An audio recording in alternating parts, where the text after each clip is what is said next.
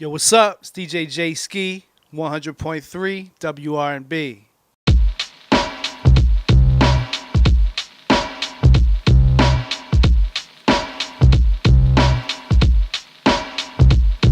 Wow, this is a great question.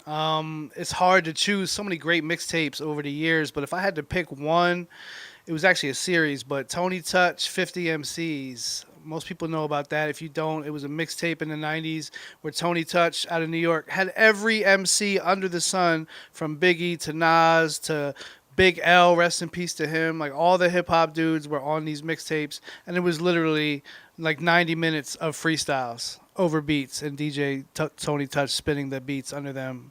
It was an incredible concept, and it was literally like an album. Like, people waited for this series, the next mixtape, when they came along, like the new album from these artists. But it was dope because these were exclusive freestyles that you couldn't get from these artists. Well, back in the days, this was before obviously the internet was invented. They were actual tapes, and we carried them. I actually started my career when I started in radio in '92. I started doing mixtapes as well, and because I was getting all these records in the mail, like all these promotional copies from the labels, so I was getting, exclusive music before the consumers had access to it. So that was the beauty of the mixtape. It's kind of the original concept of it, was to promote early music before people would hear it on the radio, kind of like a grassroots, promotion tool.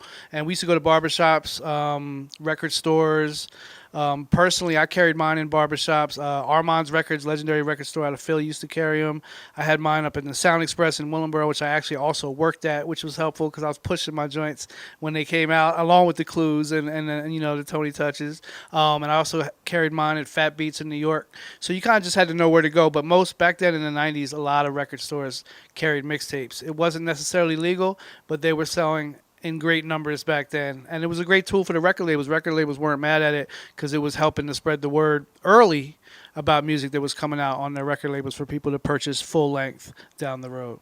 I wouldn't really think, I don't think it really changed that too much. I mean, the beauty of a mixtape is, it was a variety. It wasn't one artist. You were getting 90 minutes of a variety of artists, basically a compilation, not just, a full hour or hour and a half from one person, you know what I'm saying? So, mixtapes are ironically kind of like how people buy their music now, because they just want one song from somebody. They'll go to iTunes, grab another song from somebody else, etc. So it's kind of similar in that effect, that people don't really have the attention span anymore to listen to a full-length album from one artist. They like to get various songs and make their own mixtape nowadays, if you will. But, I mean, the mixtape was super important, you know what I'm saying, because it broke a lot of artists, too. Like, shout out to Meek Mill. He had all those Flamer mixtapes. Like, Lil Wayne, when he wasn't able to drop a new album, he was flooding the streets with mixtapes.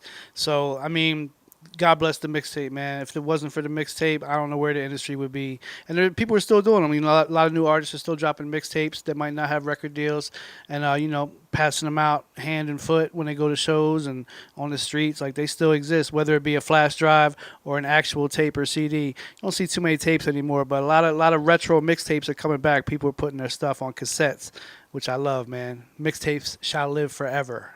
Wow. I mean, everybody from B.I.G. to Big L, Lil Wayne, like I said earlier, Fabulous on the Clue tapes, like DJ Clue. Shout out to Clue.